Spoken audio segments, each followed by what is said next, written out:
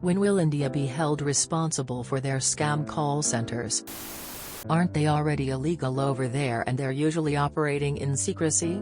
That's what I'm getting from those scam buster YouTube channels like Jim Browning. Telecom companies like AT&T could do way more to block the scammers than the government of India. They have the technology to screen out a lot of those calls and texts.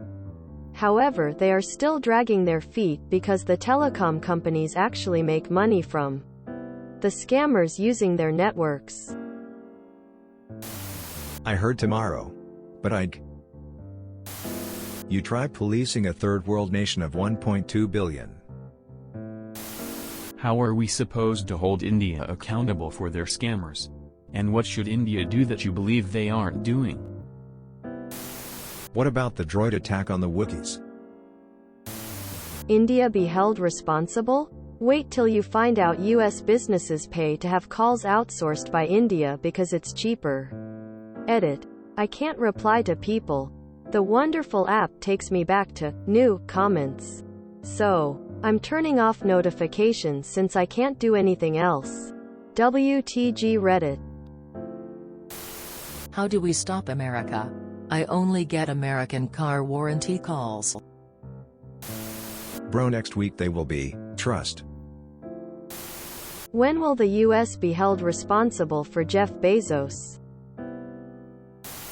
India is far from the only country where this is common. I don't think anyone will be able to fix this unless we can make it unsustainable financially. My best suggestion is to educate people about scams and maybe offer a scam advice hotline or something. Edit. Something John Barossa. I like getting calls from them. I work from home, so when they call, I either have them on earpiece or speakerphone. Chat with them for as long as I can keep them talking. Then start insulting them and their mothers in Hindi as soon as they realize I'm screwing with them. Some not only hang up on me after cussing back, they call back to keep cussing me out. One guy called me back 11 times. It's great stress relief and fun. I get to direct frustrations of the day at them with no consequences and feel a lot better after each call with them. I'm on a blacklist with them that these call centers share apparently. Now I get a call and some even start talking, then say, "Oh, you are on blacklist," then hang up. If anyone wants to learn conversational Hindi. Laude, Lund. You dick. Chutia. You pussy. Gandu. You ass. Madarkid. Motherfucker. Benchad. Sisterfucker. Bopchad. Fatherfucker. Bichad. Brotherfucker. Terry ma ka bosada. Your mother's hole. Terry ma ka chut. Your mother's pussy. Char baap ka. You got 4 fathers. Tere muh me mara lund. My dick in your mouth. Gond me danda dunga. I'll stick a rod, stick in your ass. Bosadika. You got a pussy. Betachad. Daughter fucker. Bakrachad. Goat fucker. Muthal Saleh. Wanking brother-in-law. Gasti. Prostitute. Ma K lore. Mother's penis. Ben K lore. Sister's penis. Lauda Fek K Marunga. Teri Puri Khandan Chud Jayagi. Translation. I will hit you so hard with my penis. Your entire family will get fucked. Hazar Randian Ki Chut Ki Pasin Me Tail Hu Bajie. Translation. You're a snack fried in the vaginal sweat of 1,000 prostitutes. Yar. USS Rat Tere Baap Ko Chupchap Sojana Shahie Da. Translation. Your father should have simply slept that night. Ma dur chad means motherfucker. Gandu means asshole. Kitna din se la raha hai is a way of saying how many days have you been taking it in the ass. It's a common insult in India. Hey, I'm a student in India. Minding my own business. I have nothing to do with the scam call centers. Regardless of how long this has been going on and how much it affected you. Why does someone have to do something that makes me face repercussions then?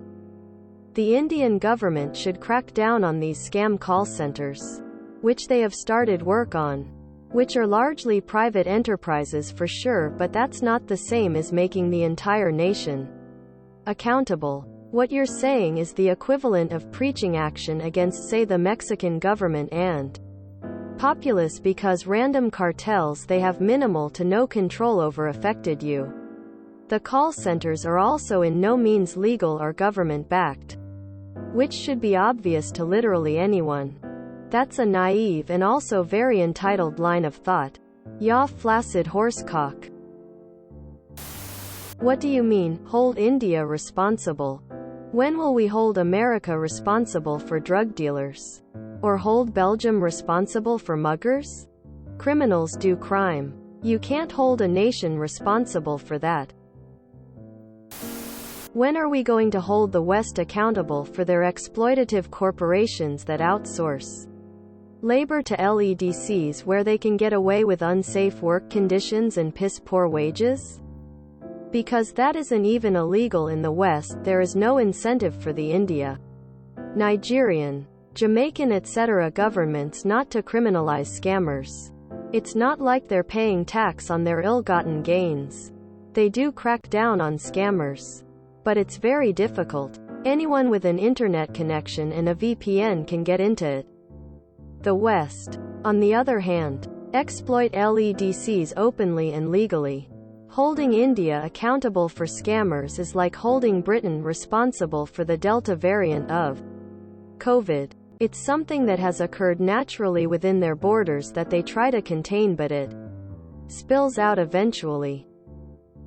Worse, the hypocrisy inherent in criticizing the Indian government in this way when the West carries out a far more insidious form of exploitation and on a much grander scale whilst having the gall to call it business, is farcical. Holy shit. Up is so fucking racist, buddy. You know we can see your comment history, right? Generalizing South Asians, invalidating black experiences, making fun of Jewish people. All of that in less than 30 seconds of scrolling. Go to therapy, dude. Check your racism. There's 1,000 things wrong with every nation in the world. Nitpicking a specific country about a problem they have just sounds like you're racist against Indians, but you're trying to disguise it in a way that there's something wrong with them. To answer your question, in a low-income, least developed country with a population of 1.2 billion, you will get people doing stuff to make money because 1. They're poor and 2. It's hard to enforce the law. It's next to impossible to prevent this.